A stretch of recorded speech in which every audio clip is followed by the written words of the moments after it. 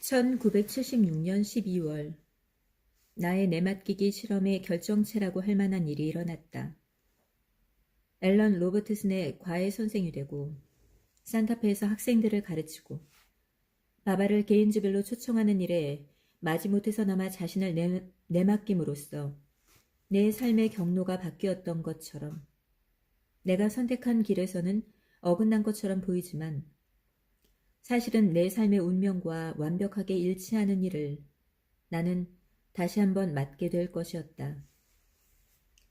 산타페 수업을 마치고 집에 돌아와서 숲속을 조용히 거닐고 있을 때였다. 나는 사원 앞으로 연결되는 작은 길로 내려오고 있었는데 무언가를 보고 바로 걸음을 멈췄다. 사원 바로 앞에 보안관 순찰 차량이 주차되어 있었던 것이다. 순찰차나 그 옆에 서 있는 제복 차림의 보안관이나 상당히 위협적인 것은 매 한 가지였다. 이곳에서 그렇게 오래 살았어도 경찰관을 본 적은 한 번도 없었다. 여기 책임자십니까? 보안관이 나를 불렀다. 머릿속 목소리는 이제 이게 대체 무슨 일이냐며 혼비백산한 채 상황을 파악하려 애썼다. 왜 보안관이 여기 있지? 뭐가 잘못됐나? 사원 안을 들여다보고 온갖 종교의 저 이상한 성상들을 본 건가? 여기는 중북부 플로리다잖아. 내가 무슨 문제에 휘말린 거지? 머릿속으로는 온갖 생각들이 휘몰아쳤지만 다행스럽게도 말은 꽤 정상적으로 나왔다. 네, 맞습니다. 제가 책임자입니다. 무슨 일이십니까?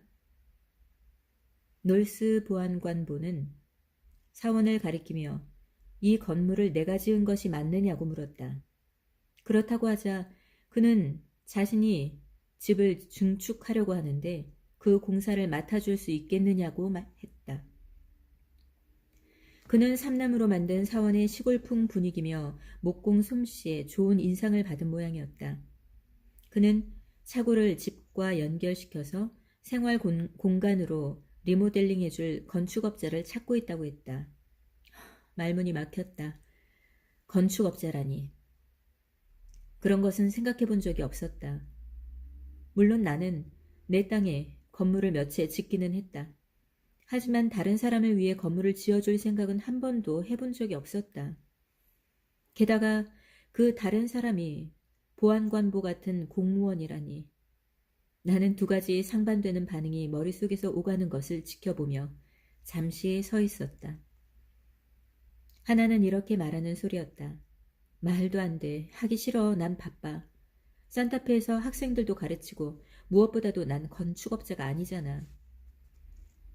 다른 하나는 말이 필요 없이 그저 고요하고 평화롭게 그것을 자각하고 있는 느낌이었다. 그것은 내가 삶에 자신을 내맡기겠노라고 했던 서약을 지키려면 이 일이 나를 어디로 데리고 갈지를 끝까지 지켜봐야 한다는 것을 알고 있었다. 나는 숨을 한번 크게 들이쉬고 보안관부를 쳐다보며 말했다.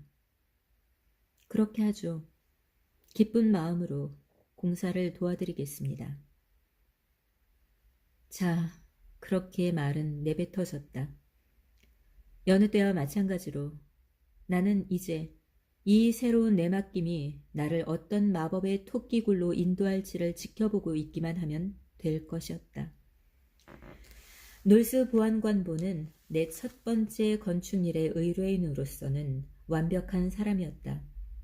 그는 자신이 무엇을 원하는지를 정확하게 알고 있었고 실비정산으로 일을 진행할 수 있게 해주었다.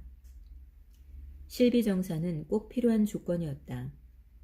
내 형편상 그에게 먼저 정확한 가격을 제시할 수도 자재를 내 돈으로 구입할 수도 없었기 때문이다.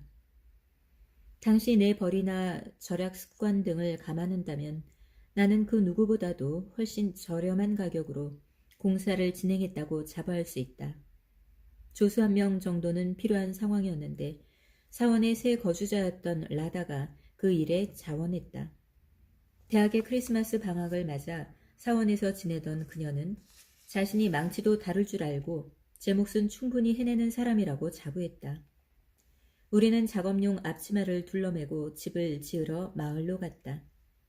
내가 요청하지도 예상하지도 않았던 그 일은 나의 건설회사 Built with Love 탄생의 기원이 되었다.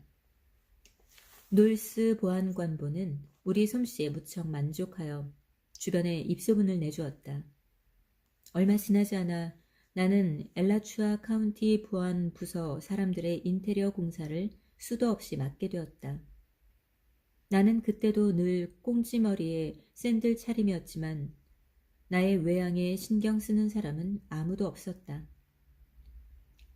라다는 파트타임으로만 일할 수 있었기 때문에 몇몇 일은 나 혼자서 해냈다.